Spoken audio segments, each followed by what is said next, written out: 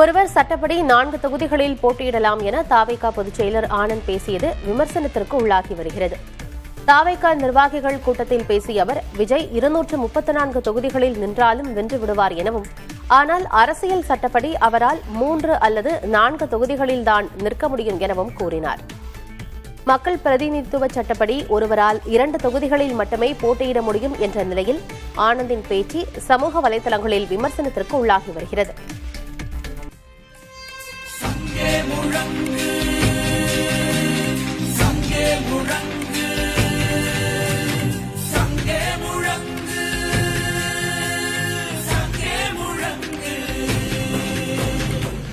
சென்னையில் நடைபெற்ற குடியரசு தின விழா கொண்டாட்டத்தில் பல்வேறு கலை நிகழ்ச்சிகள் அரங்கேறின. முதலில் அரசு பள்ளி கல்லூரி மாணவிகளின் கண்கவர் நடனம் அரங்கேறியது.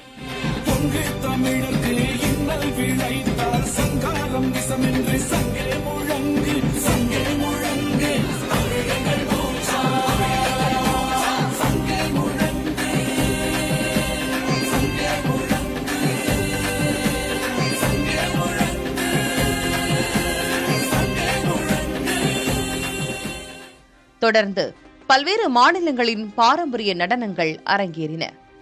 அறுவடை கால சிறப்பை குறிக்கும் லம்பாடி நடனத்தை கர்நாடக நடன கலைஞர்கள் அரங்கேற்றினர்.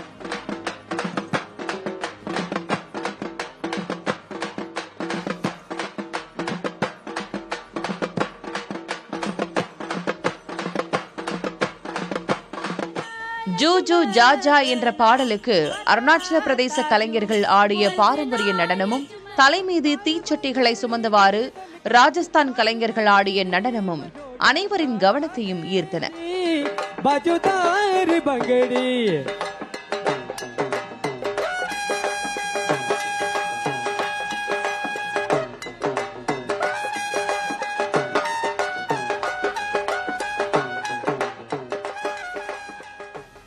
இறுதியாக தமிழர்களின் பாரம்பரிய கலை நிகழ்ச்சிகள் அரங்கேறின. நாதஸ்வரம், தவில் ஒலிக்க, பொய்க்கால் குதிரை ஆட்டம், தேவராட்டம், பெரிய மேளக் கலைஞர்கள் நடனமாடியதை முதல்வருடன் அமர்ந்து ஆளுநர் கண்டு ரசித்தார்.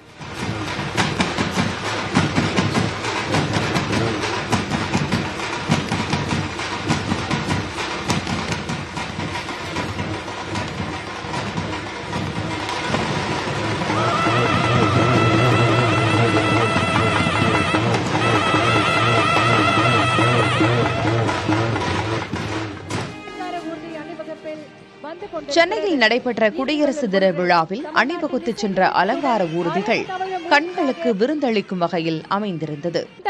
காவல்துறை, செய்தி தொடர்புத்துறை, சுற்றுலாத்துறை, மருத்துவத்துறை, பள்ளிக்கல்வித்துறை, விளையாட்டுத்துறை என தமிழக அரசின் பல்வேறு துறைகளையும் துறை சார்ந்த திட்டங்களையும் காட்சிப்படுத்தும் வகையில் ஊர்திகள் வடிவமைக்கப்பட்டிருந்தன. பல்வேறு துறைகளின் ஊர்திகள் அணிவகுத்து சென்றதை ஆளுநரும் முதல்வரும் மேடையில் அமர்ந்தபடி கண்டு ரசித்தனர். தொடர்ந்து நிகழ்ச்சி முடிந்ததும் ஆளுநர் ரவியை முதல்வர் ஸ்டாலின் வழி அனுப்பி வைத்தார்.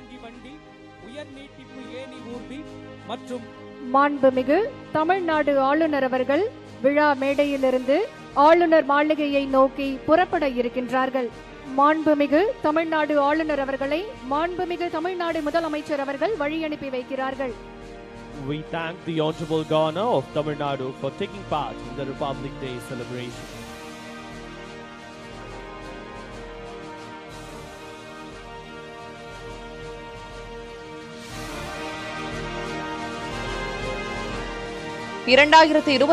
ஆண்டுக்கான கோட்டை அமீர் மத நல்லிணக்க பதக்கத்தை திருப்பூர் மாவட்டத்தைச் சேர்ந்த கலிமுல்லாவுக்கு முதல்வர் மு.க.ஸ்டாலின் வழங்கினார். கணபதி பாளையத்தில் உள்ள தனக்கு சொந்தமான 3 சென்ட் நிலத்தை விநாயகர் கோயில் கட்டுவதற்கு தானமாக வழங்கிய கலிமுல்லா கட்டுமான பணிக்காக 3 லட்சம் ரூபாய் நன்கொடையாகவும் வழங்கினார். மேலும் 60க்கும் மேற்பட்ட முறை இரத்த தானம் வழங்கியதையும் பாராட்டி கலிமுல்லாவுக்கு கோட்டை அமீர் மத நல்லிணக்க பதக்கம் வழங்கப்பட்டது.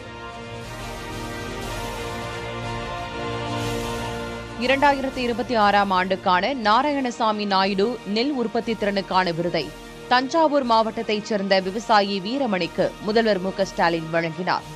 வேளாண்மை துறையின் மூலம் வழங்கப்பட்ட நவீன தொழில்நுட்ப பயிற்சிகளின் மூலமாக திருந்திய நெல் சாகுபடி முறையை நன்கு கற்று அதன் அடிப்படையில் திருந்திய நெல் சாகுபடியை தொடர்ந்து மேற்கொண்டு வருகிறார். இதனை பாராட்டி தங்கம் முலாம் பூசப்பட்ட வெள்ளி பதக்கமும் 5 லட்சம் ரூபாய் ரொக்கமும் பரிசாக வழங்கப்பட்டது. அதிக உற்பத்தி திறன் பெறும் விவசாயிக்கான வேளாண்மை உழவர் நலத்துறையின் சிறப்பு விருது திரு சி நாராயணசுவாமி நாயுடு நெல் உற்பத்தி திறனுக்கான விருது 5 லட்சத்திற்கான காசோலையுடன் பதக்கம் பாராட்டு சான்றிதழ் தஞ்சாவூர் மாவட்டம் திரு வீரமணி அவர்களுக்கு வழங்கப்படுகிறது. 2026 ஆண்டுக்கான வீர தீர செயலுக்கான அண்ணா பதக்கங்களை முதல்வர் மு.க.ஸ்டாலின் வழங்கினார். அதன்படி நீலகிரி மாவட்டம் குன்னூர் தீயணைப்பு நிலைய ஓட்டுநர் சங்கர், தீயணைப்பு வீரர்கள் சுரேஷ், ரமேஷ்குமார் ஆகியோருக்கு அண்ணா பதக்கம் வழங்கப்பட்டது. இவர்கள் மூவரும் குன்னூர் அருகே வெள்ளத்தில் சிக்கிய காரில் இருந்த மூவரை கயிறு கட்டி உயிருடன் காப்பாற்றியதை பாராட்டி அண்ணா பதக்கம் வழங்கப்பட்டது. இதேபோல் குழித்துறை தாமிரபரணி ஆற்றில் தவறி விழுந்து உயிருக்கு போராடிய 2 சிறுவர்களை காப்பாற்றிய கன்னியாகுமரி மாவட்டத்தைச் சேர்ந்த மறைந்த பீட்டர் ஜான்சனுக்கும் அண்ணா பதக்கம் வழங்கப்பட்டது.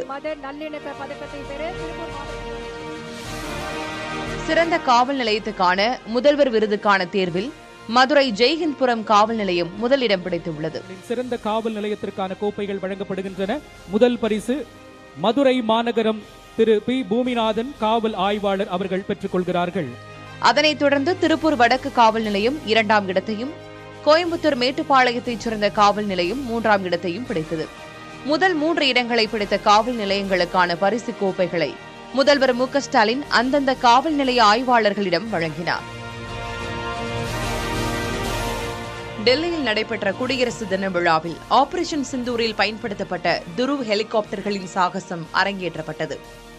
வீரத்தையும் வெற்றியையும் பறைசாற்றும் வகையில் ஆபரேஷன் சிந்தூர் கொடியுடன் ஹெலிகாப்டர்கள் வானில் பறந்தன. Colonel Vijay Pratap Sena Medal, ALH WSI flown by Lieutenant Colonel Ahmed Pasha and ALH Mark 4 flown by Group Captain Arunav Pal. இதேபோல் ராணுவத்தின் அதிநவீன T-90 பீஷ்மா பீரங்கிகளும் விழாவில் அணிவகுத்தன. தனுஷ், அமோக் ரக பீரங்கிகளும் உள்நாட்டிலேயே தயாரிக்கப்பட்ட ட்ரோன் சக்தி அணிவகுப்பும் நிகழ்த்தப்பட்டது. ஆளின்றி பறக்கும் சக்திபான், திவ்யாஸ்திரா விமானங்களும் அணிவகுப்பில் பங்கேற்றன.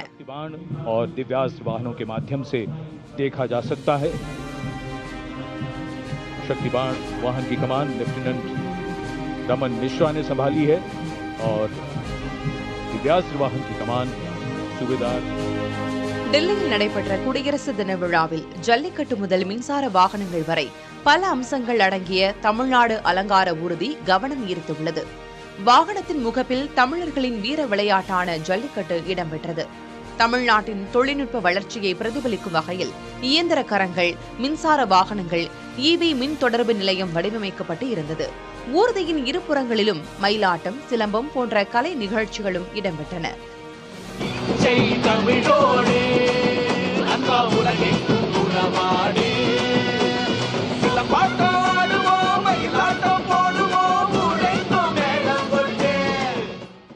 இதேபோல் கைவினைப் பொருட்கள், கலாச்சாரம் மற்றும் ஆரோவில்லின் தொலைநோக்கு பார்வை ஆகியவற்றுடன் புதுச்சேரி யூனியன் பிரதேசத்தின் அலங்கார ஊர்தியும் வலம் வந்தது.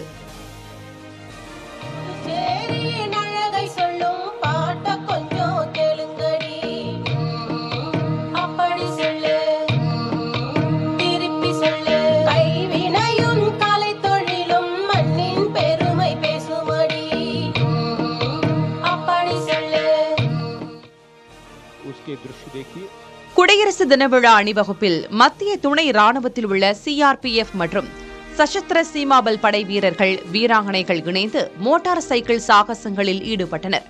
மோட்டார் சைக்கிள்களில் ஏணியில் நின்றவாறும் பின்புறம் பார்த்தவாறும் பயணித்தது பரவசப்படுத்தும் நிகழ்வாக அமைந்தது. ஒரே இருசக்கர வாகனத்தில் பல்வேறு வடிவங்களில் வீரர்கள் பயணித்தது மெய்சிலிர்க்க வைக்கும் வகையில் இருந்தது. இந்நிகழ்ச்சியில் வீராங்கனைகளும் பல்வேறு சாகசங்களை புரிந்து வியக்க வைத்தனர். SSB अपने 10 साथी जवानों के साथ और हवलदार सरिता बिष्ट CRPF अपने 4 साथी जवानों along with 9 fellow soldiers performing the beam roll on a moving bike at Kartavya Path. இந்திய முப்படைகளில் இடம்பெற்றுள்ள வீரர்களும் ஆயுதங்களும் மட்டுமல்ல, விலங்குகளும் இம்முறை குடியரசு தின விழாவில் பங்கேற்றன. பாக்டீரியன் வகை ஒட்டகங்கள், மோப்ப நாய்கள், மலைகளில் பொதி சுமந்து செல்லும் சிறு குதிரைகள், கழுகுகள் போன்றவை இந்த அணிவகுப்பில் பார்வையாளர்களை வெகுவாக கவர்ந்தன. முதல் ஹவுண்ட், ராம்பூர் ஹவுண்ட், சிப்பிப்பாறை, கோம்பை மற்றும் ராஜபாளையம் போன்ற இன நாய்களும் அணிவகுப்பில் பங்கேற்றன. இது தவிர பனிப்படர்ந்த மலைப்பகுதிகளில் பணிபுரியும் வீரர்களும் இந்த அணிவகுப்பில் பங்கேற்றனர். இந்திய பொருட்கள் என்றாலே தரமானவை என்பது மனதில் தோன்றும் அளவுக்கு நம் பொருட்கள் இருக்க வேண்டும் என பிரதமர் மோடி பேசியுள்ளார். மனதின் குரல் மாதாந்திர வானொலி நிகழ்ச்சியில் பிரதமர் மோடி பேசினார். இந்தியாவில் புத்தாக்க நிறுவனங்கள் கடந்த 10 ஆண்டுகளில் மிகப்பெரிய வளர்ச்சியை கண்டுள்ளதாகவும் பிரதமர் பெருமிதம் தெரிவித்தார். விமானவியல், AI, விண்வெளி, அணுமின் சக்தி, பசுமை ஹைட்ரஜன் என பல பிரிவுகளிலும் இந்திய புத்தாக்க நிறுவனங்கள் முத்திரை பதித்து வருவதாக தெரிவித்துள்ளார். புத்தாக்க நிறுவனங்களை தொடங்க விரும்பும் அல்லது நடத்தி கொண்டிருப்பவர்களுக்கு தன் மரியாதையை தெரிவித்துக் கொள்வதாகவும் பிரதமர் பேசினார்.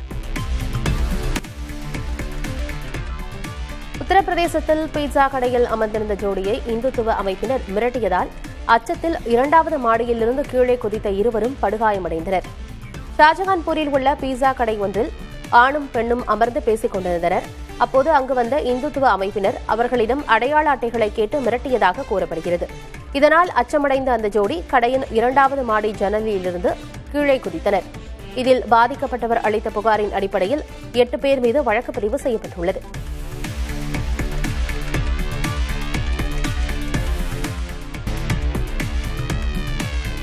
காற்று மாசுவால் மக்கள் பெரும் விலையை கொடுத்துக் கொண்டிருப்பதாக மக்களவை எதிர்க்கட்சித் தலைவர் ராகுல் காந்தி வேதனை தெரிவித்துள்ளார்.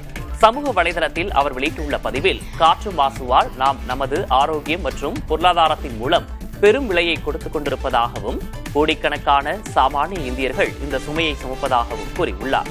காற்று மாசுவால் குழந்தைகள், முதியவர்கள், கட்டுமான தொழிலாளர்கள் பெரிதும் பாதிக்கப்படுவதாகவும் காற்று மாசுவால் சந்திக்கும் பிரச்சினைகளை தம்முடன் மக்கள் பகிர வேண்டும் எனவும் ராகுல் காந்தி கேட்டுக் கொண்டுள்ளார். ராஷ்டிரிய ஜனதா தளம் கட்சியின் செயல் தலைவராக தேஜஸ்வி யாதவ் நியமிக்கப்பட்டுள்ளார். பாட்னாவில் உள்ள தனியார் விடுதியில் ராஷ்டிரிய ஜனதா தளம் கட்சியின் தேசிய செயற்குழு கூட்டம் நடைபெற்றது. இதில் கட்சியின் செயல் தலைவராக தேஜஸ்வி யாதவை நியமிக்க தீர்மானம் நிறைவேற்றப்பட்டது. இந்த கூட்டத்தில் லாலு பிரசாத், ராப்ரி தேவி, மிசா பாரதி உள்ளிட்டோர் கலந்து கொண்டனர். இந்த நியமனத்திற்கு தேஜஸ்வியின் சகோதரி ரோஹிணி ஆச்சாரியா அதிருப்தி தெரிவித்துள்ளார். லாலு பிரசாத்தின் உடல்நிலையை கருத்தில் கொண்டு இந்த முடிவு எடுக்கப்பட்டுள்ளது. ஜம்மு காஷ்மீரில் பலத்த காற்றுடன் வீசிய பனிப்புயலால் 100க்கும் மேற்பட்ட வீடுகள் சேதமடைந்தன. பந்திப்பூரா மாவட்டத்தில் உள்ள குரேஸ், துலைல் ஆகிய பகுதிகளில் கடந்த 23ஆம் தேதி தொடங்கிய பனிப்புயல் 24ஆம் தேதி காலை வரை தொடர்ந்து வீசியது. இதனால் அப்பகுதிகளில் உள்ள வீடுகளும் கட்டடங்களும் சேதமடைந்ததோடு பொதுமக்களின் இயல்பு வாழ்க்கையும் பெரிதும் பாதிக்கப்பட்டது. பனிப்புயலால் உயிரிழப்புகள் ஏதும் ஏற்படாத நிலையில் மாதா வைஷ்ணவா தேவி கோயிலுக்கான யாத்திரை தற்காலிகமாக நிறுத்தப்பட்டுள்ளது. அதேபோல் விமான சேவையும் பாதிக்கப்பட்டுள்ளது.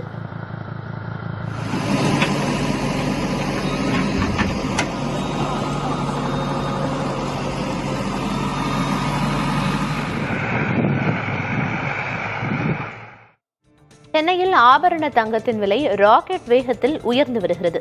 1 கிராம் தங்கம் விலை 15,000-ஐ கடந்திருப்பது சாமானியர்களை விழிப்புதுங்க வைத்திருக்கிறது. 1 கிராம் தங்கம் விலை 275 ரூபாய் உயர்ந்து 15,025 ரூபாய்க்கு விற்பனை செய்யப்படுகிறது. சவரனுக்கு 2,200 ரூபாய் உயர்ந்து 1,20,200 ரூபாய்க்கு விற்பனையாகிறது. இதேபோல் வெள்ளி விலையும் கிடுகிடுவென உயர்ந்து வருகிறது. 1 கிராம் வெள்ளி விலை 10 ரூபாய் உயர்ந்து 375 ரூபாய்க்கு விற்பனையாகியுள்ளது. 1 கிலோ வெள்ளி 10,000 ரூபாய் உயர்ந்து 3,75,000 ரூபாய்க்கு விற்பனை செய்யப்படுகிறது. ஜெர்மனியின் எல்ம் நதிக்கரையில் சுமார் 1 மீட்டர் உயரமுள்ள ராட்சச பனிக்கட்டிகள் குவிந்து கிடப்பது சுற்றுலா பயணிகளை பெரிதும் கவர்ந்து வருகிறது. கப்பல் போக்குவரத்துக்காக நதியின் மேற்பகுதியில் உள்ள உறைந்த பனியை உடைக்கும் போது அந்த பனிக்கட்டிகள் அடித்து வரப்பட்டு இங்கே கரை ஒதுங்கியுள்ளன. ஆர்க்டிக் பகுதி போன்ற இந்த அரிய காட்சியை கண்டு ரசிக்க ஆயிரக்கணக்கான மக்கள் நதிக்கரையில் குவிந்து வருகின்றனர். செக் குடியரசில் உற்பத்தியாகும் இந்த எல்ப் நதி ஜெர்மனியின் முக்கிய நீர் வழித்தடம் விளங்குவது குறிப்பிடத்தக்கது.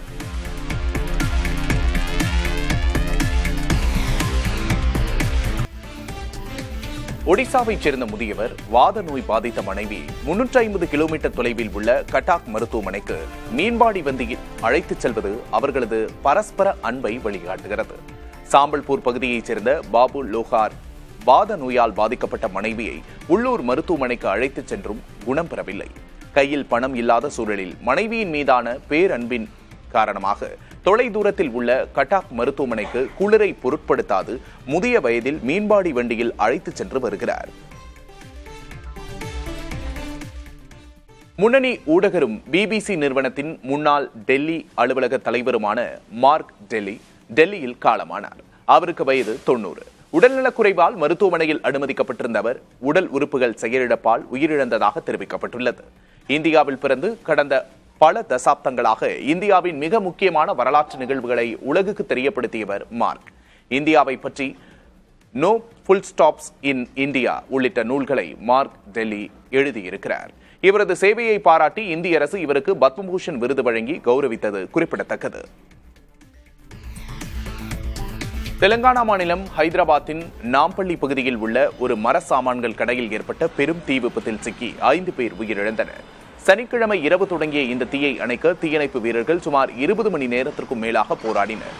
தீ கட்டுக்குள் கொண்டுவரப்பட்ட நிலையில் கட்டிடத்தின் தரைத்தளத்தில் வசித்து வந்த 5 பாதுகாவலர்களின் உடல்கள் மீட்கப்பட்டுள்ளன. இந்த விபத்து குறித்து தெலுங்கானா தீயணைப்புத்துறை அதிகாரிகள் தீவிர விசாரணை மேற்கொண்டு வருகின்றனர்.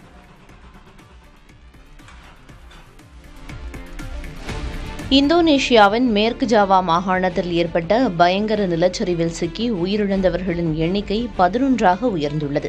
சனிக்கிழமை நிறுத்தி வைக்கப்பட்டிருந்த மீட்புப் பணிகள் மீண்டும் தொடங்கின.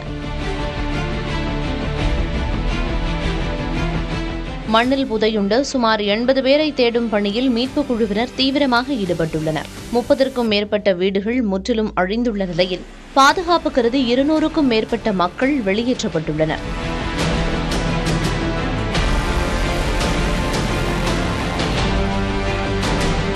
கனமழை தொடரும் என அறிவிக்கப்பட்டிருப்பதால் இயந்திரங்களை பயன்படுத்த முடியாமல் மீட்புப் பணியில் தொய்வு ஏற்பட்டுள்ளது. ஆஸ்திரேலியாவிலிருந்து இலங்கைக்கு லட்சக்கணக்கான பறவைகள் வந்துள்ளன. மட்டக்களப்பு பகுதியில் உள்ள ஏத்தாலை குளத்தில் ஏராளமான பறவைகள் குவிந்துள்ளன. ஆஸ்திரேலியன் வெள்ளை நிற அரிவாள் மூக்கன் நிற பறவைகள் ஆண்டுதோறும் குளிர்காலத்தில் இலங்கைக்கு இனப்பெருக்கத்திற்காக வருவது வழக்கம். நியூசிலாந்திலிருந்தும் ஏராளமான பறவைகள் வந்துள்ளன. டிசம்பர் ஜனவரி மாதங்களில் வந்து முட்டையிட்டு குஞ்சு பொரித்து அவற்றை வளர்க்கும் பறவைகள் ஏப்ரல் மே மாத வாக்கில் தங்கள் தாயகத்திற்கு திரும்பும். இப்பறவைகளை காண ஏராளமான சுற்றுலா பயணிகள் மட்டக்களப்பு வருகின்றனர். சென்னையை அடுத்த கோவளத்தில் ஹெலிகாப்டர் சுற்றுலா சேவைக்கு அளிக்கப்பட்டுள்ள அனுமதியை உடனடியாக ரத்து செய்ய வேண்டும் என தமிழக அரசை பாமக தலைவர் அன்புமணி ராமதாஸ் வலியுறுத்தியுள்ளார். இது தொடர்பாக அவர் வெளியிட்டுள்ள அறிக்கையில் ஹெலிகாப்டர் சுற்றுலா சேவையால் சுற்றுச்சூழல் மற்றும் பறவைகள் பாதிக்கப்படும் என எதிர்ப்பு தெரிவிக்கப்பட்டதால் கடந்த ஆண்டு இந்த திட்டம் நிறுத்தி வைக்கப்பட்டதாக குறிப்பிட்டுள்ளார்.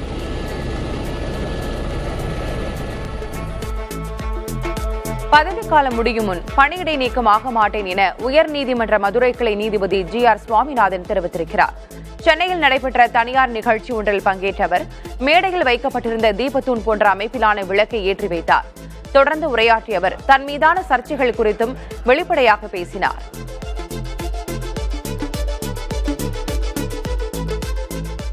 சமவேளைக்கு சம ஊதியம் வழங்க கோரி 31வது நாளாக போராட்டத்தில் ஈடுபட்ட இடைநிலை ஆசிரியர்கள் கைது செய்யப்பட்டனர். சென்னை நுங்கம்பாக்கம் DPI வளாகத்தை முற்றுகையிட்ட ஆசிரியர்கள் இடைநிலை ஆசிரியர்களுக்கு ஊதிய முரண்பாட்டை களைய வலியுறுத்தும் திமுகவின் தேர்தல் அறிக்கையில் கூறப்பட்டுள்ள 311வது வாக்குறுதியை நிறைவேற்ற வேண்டும் என்று முழக்கமிட்டனர். சீன அரசு தனது ராணுவத்தின் 2 பெரும் அதிகாரிகளை விசாரணைக்கு உள்ளாக்கியுள்ளது. தங்களின் படைபலத்தை காட்டி சீன கம்யூனிஸ்ட் கட்சி தலைமையை மிரட்டியதே இதற்கு காரணம் என சீன ராணுவ பத்திரிகையில் தெரிவிக்கப்பட்டுள்ளது. சீன ராணுவ ஆணையத்தின் தலைவராக அதிபர் ஜி ஜின்பிங் உள்ள நிலையில் அவருக்கு அடுத்தபடியாக முக்கிய பொறுப்பில் இருப்பவர் ஜாங் யுக்சியா ஆவார். உலகின் மிகவும் சுறுசுறுப்பான எரிமலைகளில் ஒன்றான ஹவாயின் கிளாவியா மீண்டும் சீரத் தொடங்கியுள்ளது. உள்ளூர் நேரப்படி சனிக்கிழமை காலை 11 மணி 10 நிமிடங்களுக்கு தொடங்கிய இந்த 41வது எரிமலை வெடிப்பின் போது எரிமலை குழம்பு சுமார் 480 மீட்டர் உயரம் வரை பீச்சடைத்தது. 2024 டிசம்பர் 23ஆம் தேதி முதல் அவ்வப்போது வெடித்து வரும் இந்த எரிமலை தற்போது 2 துவாரங்கள் வழியாக சாம்பலையும் பாறைகளையும் வெளியேற்றி வருகிறது. அல்பேனியா நாட்டின் துணை பிரதமர் பெலிண்டா பலுக்கு மீதான ஊழல் புகாரை தொடர்ந்து தலைநகர் டிரானாவில் சனிக்கிழமையன்று பிரம்மாண்டமான எதிர்ப்பு போராட்டம் நடைபெற்றது. பிரதமர் AD ராமாவின் அலுவலகத்தின் மீது போராட்டக்காரர்கள் பெட்ரோல் குண்டுகளை வீசி தாக்குதல் நடத்தினர். அவர்களை கலைக்க காவல்துறை கண்ணீர் புகைகுண்டு மற்றும் தண்ணீரை பீச்சியடித்தது. அமெரிக்காவில் குடியேற்றத்துறை வீரர்களால் சுட்டுக் கொல்லப்பட்ட நபர் தீவிர சிகிச்சை பிரிவில் செவிலியராக பணியாற்றியவர் என்பது தெரியவந்திருக்கிறது. அமெரிக்க குடியேற்றத்துறை அதிகாரிகளால் ரெனிகுட் என்பவர் 3 வாரங்களுக்கு முன்பு சுட்டுக் கொல்லப்பட்டார். இந்நிலையில் அதை எதிர்த்து நாடெங்கும் போராட்டங்கள் நடைபெற்று வந்தன. அதில் ஒரு போராட்டத்தில் 37 வயதான அலெக்ஸ் ஜெஃப்ரி பிரெட்டி என்பவர் பங்கேற்ற நிலையில் அவரும் அதிகாரிகளால் கொல்லப்பட்டுள்ளார். இந்தியா இலங்கையில் நடைபெறவுள்ள T20 உலகக்கோப்பை தொடரில் விளையாடவுள்ள 15 பேர் கொண்ட அணியை பாகிஸ்தான் அறிவித்துள்ளது. உலகக்கோப்பை தொடரிலிருந்து வங்கதேசம் நீக்கப்பட்ட நிலையில் அதற்கு ஆதரவு தெரிவித்து பாகிஸ்தானும் விலகும் என தகவல் வெளியானது. இந்நிலையில் பாகிஸ்தான் தனது அணியை அறிவித்துள்ளது. இதையடுத்து உலகக்கோப்பை தொடரில் பாகிஸ்தான் விளையாட முடிவு செய்துள்ளதா என்ற கேள்வி எழுந்துள்ளது. சல்மான் அலி ஆஹா தலைமையிலான அணியில் பாபர் ஆசம், ஷாஹின் அப்ரிதி, ஷதாப் கான், நசீம் ஷா உள்ளிட்டோர் இடம்பெற்றுள்ளனர். செங்கல்பட்டு மாவட்டம் திருக்கழுக்குன்றம் மற்றும் அதன் சுற்றுவட்டார பகுதிகளில் 3 மணி நேரத்திற்கு மேலாக கனமழை கொட்டி தீர்த்ததால் சாலைகளில் மழைநீர் தேங்கி போக்குவரத்துக்கு இடையூறு ஏற்பட்டது. திருக்கழுக்குன்றத்தில் நேற்று காலை முதல் லேசான சாரல் மழை பெய்து வந்தது. இரவில் கனமழை பெய்தது. இதனால் நகரம் மற்றும் சுற்றுப்புற பகுதிகளில் குளிர்ச்சியான சூழ்நிலை நிலவுகிறது. மாமல்லபுரம் செங்கல்பட்டு சாலையில் போதிய மழைநீர் வடிகால் இல்லாததால் மழைநீர் சாலையிலேயே தேங்கி நிற்கிறது. இதனால் வாகன ஓட்டிகள் மெதுவாக செல்ல வேண்டிய நிலை ஏற்பட்டது. திருவாரூர், அடியக்கமங்கலம், சேந்தமங்கலம், கங்களாஞ்சேரி, நன்னிலம், கொரடாச்சேரி உள்பட மாவட்டத்தின் பெரும்பாலான பகுதிகளில் கனமழை பொழிந்தது.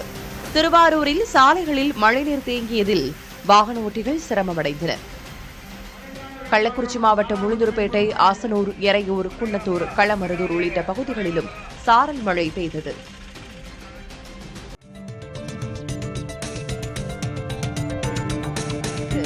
வைரமுத்து தெரிவித்துள்ளார். தனது இல்லம் வந்து சென்ற ரஜினிகாந்துடன் உரையாடியது குறித்து வைரமுத்து அவரது எக்ஸ் தள பக்கத்தில் பதிவிட்டிருக்கிறார். அதில் நாங்கள் உணவு முறை, உடல்நிலை, ஊர் சுற்றுவது குறித்து உரையாடியதாகவும் தங்களது 100 நிமிட உரையாடலை கிரீன் டீ கூட கெடுக்கவில்லை என்றும் நிகழ்ச்சி தெரிவித்திருக்கிறார். மேலும் வடநாட்டு அரசியல் குறித்தும் அங்கு நேரப்போவதாக நம்பப்படும் ஒரு திருப்பம் குறித்தும் அவர் சொன்ன பொழுது நான் நிமிர்ந்து உட்கார்ந்தேன் என்றும் வைரமுத்து பதிவிட்டுள்ளார். தமிழ்நாட்டு மக்களின் மனதில் யார் இருக்கிறார்களோ அவர்கள்தான் வெல்ல முடியுமே தவிர கூட்டத்தை கூட்டி காட்டி யாராலும் வெல்ல முடியாது என்று இயற்கை வளங்கள் துறை அமைச்சர் ரகுபதி தெரிவித்திருக்கிறார். புதுக்கோட்டையில் இளைஞர் விளையாட்டு திருவிழாவை தொடங்கி வைத்த அவர் தேசிய ஜனநாயக கூட்டணியின் ஒட்டுமொத்த கூட்டத்தையும் திமுக மகளிர் அணி கூட்டத்தின் மூலமாகவே முறியடித்து விட்டதாகவும் திமுகவுக்கு வெற்றிக்கான கவுண்ட் டவுன் ஸ்டார்ட் ஆகிவிட்டதாகவும் தெரிவித்தார்.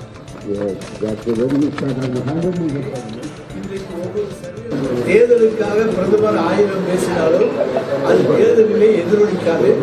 தமிழ்நாட்டு மக்கள் கெட்டிக்காரர்கள். அவர்களுக்கு எது நல்லது எது கெட்டது என்பது தமிழ்நாட்டு மக்களுக்கு தெரியும். தங்களுக்கு எந்த ஆட்சி உதவி செய்யும் என்பது தமிழ்நாட்டு மக்களுக்கு தெரியும். எனவே மோடி 1000 குற்றச்சாட்டுகளை சொல்வார், குறைகளை சொல்லலாம். ஆனால் அவர் தனக்கு முன்னாலே இருக்கக்கூடிய தன்னுடைய மாநிலங்களை எல்லாம் பார்த்துவிட்டு, தாங்கள் ஆளுகிற மாநிலங்களை எல்லாம் பார்த்துவிட்டு, அதை விட தமிழ்நாட்டிலே ஏதாவது குற்றங்கள் கூட என்று சொன்னார்கள் என்று சொன்னால் அப்பொழுது நாங்கள் பதில் சொல்வோம். முருகன் அருளால் நிச்சயம் ஒரு மகத்தான கூட்டணி அமையும் எனவும் அந்த கூட்டணி எல்லாருக்கும் நன்மை அளிக்கும் கூட்டணியாக இருக்கும் எனவும் தேமுதிக பொதுச் செயலர் பிரேமலதா விஜயகாந்த் தெரிவித்துள்ளார். திருச்செந்தூர் முருகன் கோயிலில் சாமி தரிசனம் செய்த பின் செய்தியாளர்களை சந்தித்த அவர் கூட்டணி குறித்து உரிய நேரத்தில் அறிவிக்கப்படும் என்று தெரிவித்தார். எங்க கழக நிர்வாகிகள் யார கூட்டணி வைக்கணும்னு சொல்றாங்களோ அவங்களோட அமைக்கும். உரிய நேரத்தில் நல்ல முடிவை உங்களுக்கு நான் அறிவிப்பேன். இதான் தொடர்ந்து நான் எல்லா பத்திரிகை சந்திப்புலையும் சொல்லிட்டு இருக்கேன். இன்னைக்கு முருகர் அருளால் நிச்சயம் ஒரு மகத்தான கூட்டணி அமையும். அந்த கூட்டணி எல்லாருக்கும் ஒரு நன்மை பயக்கும் ஒரு கூட்டணியாக நிச்சயம் இருக்கும் என்பதை மட்டும் இந்த நேரத்தில் நான் சொல்றேன். 2026 தேர்தல் தமிழ்நாட்டுக்கும் மக்களுக்கும் நிச்சயமாக ஒரு மாற்றத்தையும் ஒரு வெற்றியையும் நல்லதும் நடக்கும் என்பதை மட்டும் இந்த நேரத்தில் நான் சொல்றேங்க. அதனால நல்ல கூட்டணியை நிச்சயம் அமைப்போம். உறுதியாக உரிய நேரத்தில் அதை அறிவிப்போம். அழுத்தத்திற்கு அடங்குபவன் தான் அல்ல என்று தாவேக தலைவர் விஜய் தெரிவித்துள்ளார். மாமல்லபுரத்தில் நடைபெற்ற தாவேக நிர்வாகிகள் கூட்டத்தில் பேசிய அவர் அதிமுக பாஜகவிடம் நேரடியாக சரணடைந்துள்ளதாகவும் திமுக மறைமுகமாக சரணடைந்துள்ளதாகவும் சாடினார். நம்மளுடைய இந்த அரசியல் பயணத்தில் மிக மிக மிக முக்கியமான ஒரு காலகட்டத்தில் நாம் இருக்கிறோம். நான் ஏன் இதை இவ்வளவு அழுத்தமா சொல்றேன் அப்படின்னா,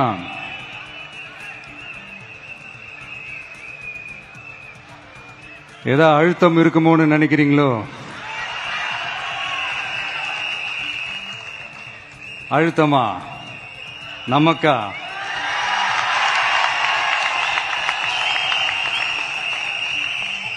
இந்த அழுத்தத்துக்கெல்லாம் அடங்கி போற ஆளா இந்த ஆளு? இந்த மூஞ்சா பார்த்தா அப்படியா தெரியுது உங்களுக்கு?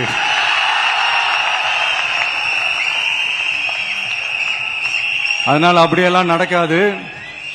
அதுவும் முக்கியமா நம்ம கிட்ட அதெல்லாம் நடக்கவே நடக்காது. ஆனா அழுத்தம் இருக்குதான்னு கேட்டீங்கன்னா இருக்குது. அது நான் இல்லைன்னு சொல்ல வரல. நமக்கு இல்ல, மக்களுக்கு. தமிழ்நாட்டை இதுக்கு முன்னாடி ஆண்டவங்களும் சரி பாஜகவுக்கு அடிமையா தான் இருந்திருக்கிறாங்க. சோ அவங்கள நம்பி ஒரு பிரயோஜனமும் இல்ல. இப்ப ஆண்டுகிட்டு இருக்கிற இந்த திமுக அரசாச்சும் நமக்கு ஏதாவது செய்வாங்கன்னு பார்த்தா இவங்களும் அவங்கள மாதிரியே தான். இன்னும் சொல்ல போனா ஒரு படி மேல, இன்னும் மோசம். அவங்களாச்சும் நேரடியா சரண்டர் ஆகி இருப்பாங்க, இவங்க மறைமுகமா சரண்டர் ஆகி இருக்கிறாங்க. அவ்வளவுதான் வித்தியாசம்.